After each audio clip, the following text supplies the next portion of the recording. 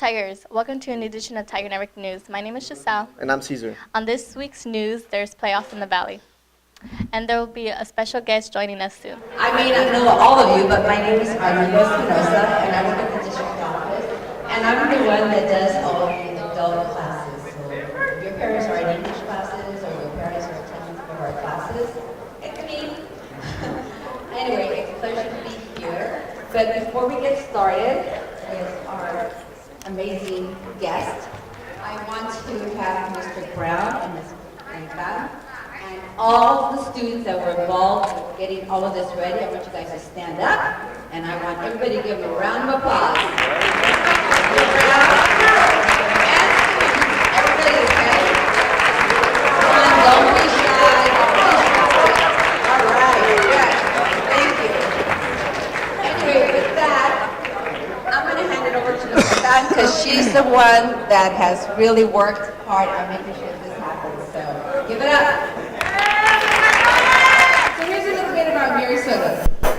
Gary Soto has published more than 40 books for children, young adults, and adults, including Baseball in April, Too Many Tamales, Living Up the Street, A Summer Life, Buried Onions, and The Afterlife.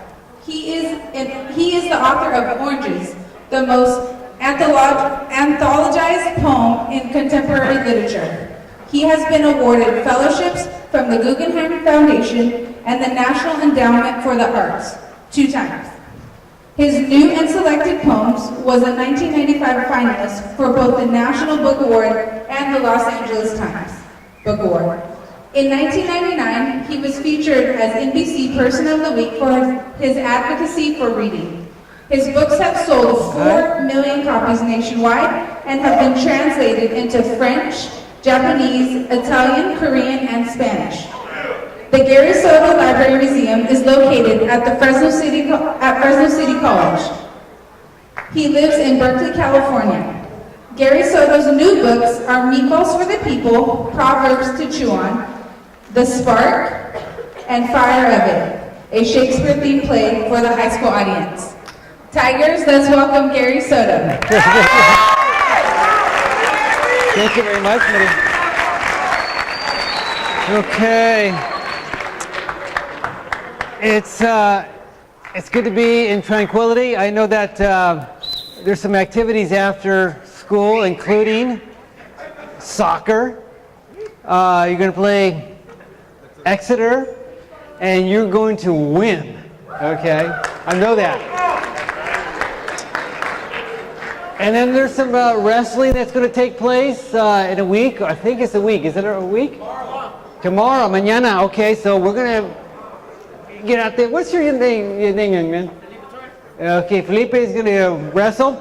Now I'm going to have to go back in time. When I used to be a wrestler in high school, I wrestled a weight class 95 pounds. And the first time I wrestled, I was pinned in 13 seconds. Man, she was tough. I mean, so I wasn't very good at sports. In fact, I was a little flaquito, man. I was really super skinny, and super skinny when I was a little boy, little chavalito in Fresno. I'm from Fresno. And in fact, the first time I fell in love, and I think you guys are in high school, so sometimes, sparks happen between people, and some pleitos as well. And so I was in love with this girl named Lupita. Man, she was super, super cute. And she was like a rich girl in our community. She had a 2-story house. She had a little piscine in the backyard, swimming pool and all that. She had, her dad had a Mercedes Benz. And at our house, man, we had a 1-story house, and it was, we had gallinas on the front lawn, some llantas, some tios borrachando. So it wasn't like a pretty atmosphere at our house, but she's a rich girl. So just picture me, my stepfather got me this new used bicycle. It was bigger than me, it was heavy. And so I was really skinny, so I got on the bicycle, I could barely pedal it. I was going to her house, I was going to ask, hey man, Lupita, let's go to the playground. Invite her to the playground. So I went, knocked on her door, and Lupita came out. Now, Lupita happened to be a member of the soccer team. So she had these big old patas on her, man, these big old legs. I said, dang, girl. She had little shorts on, you know, kind of cute, but I said, dang, yeah.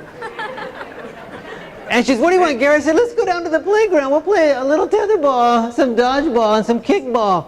She said, okay. So she came out, man. And she said, what's that on the ground, Gary? I said, that's my new used bicycle. Get on the bar here, little bar right here. So I had to pick it up and go, ah. I said, get over here, jump on it. So she got her big old nagas on it, you know, like, I said, dang, girl.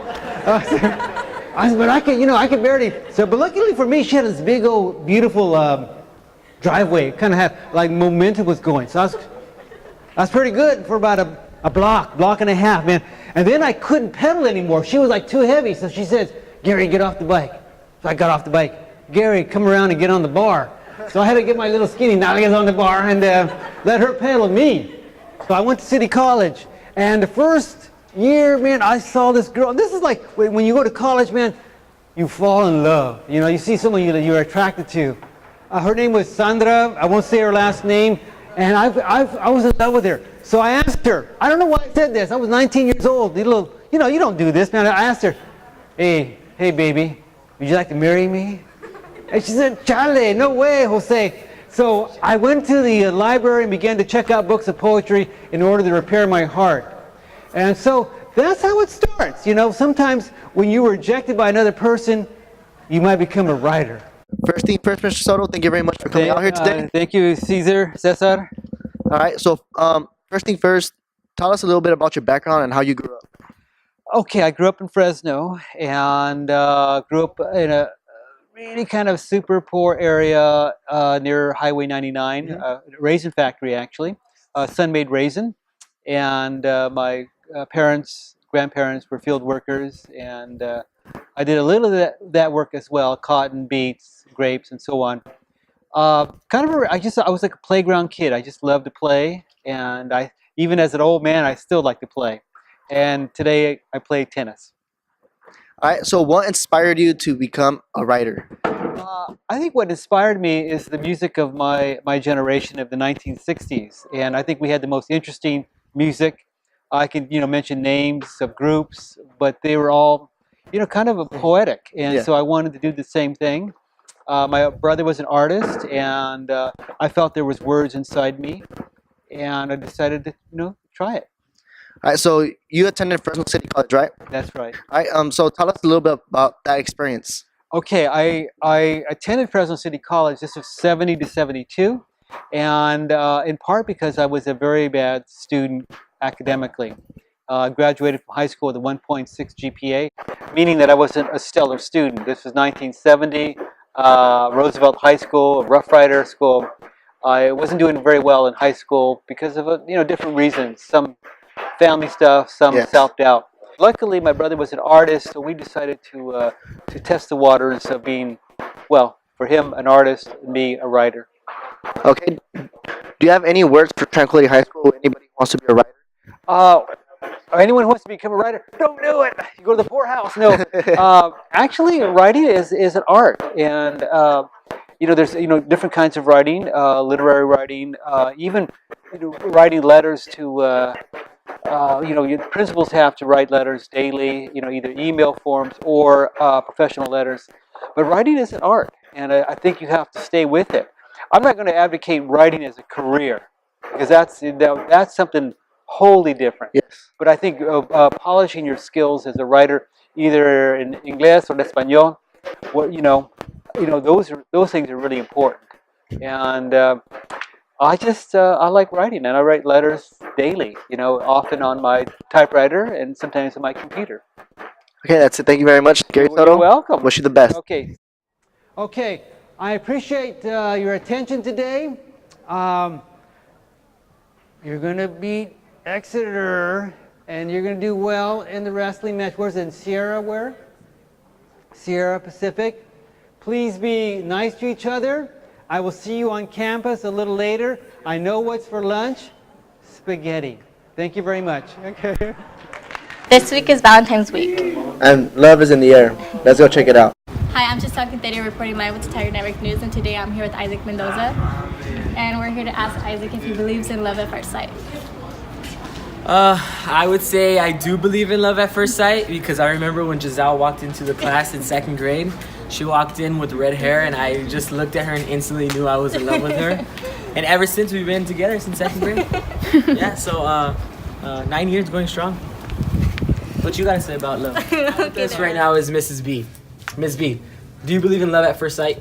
Yes, I do, because I fell in love with my teddy e-bear. Now with me is Felipe. Felipe, do you believe in love at first sight? I do believe in the concept of love, but I feel like love is a chemical reaction that could pass to humans and animals. It hates you hard, but it fades away slowly. Yeah. Well thought out answer. Thank you. Wow. Half the world away, America's top athlete battle for gold. Meanwhile, our Tigers at home battle for playoff glory. In other words, time for some sport. Hello, Tigers. Today we're going to interview Miss Sandoval. Come on, let's go. Hello, Miss Sandoval. Hi, Mijo. So how's the team looking so far? I think it's looking great.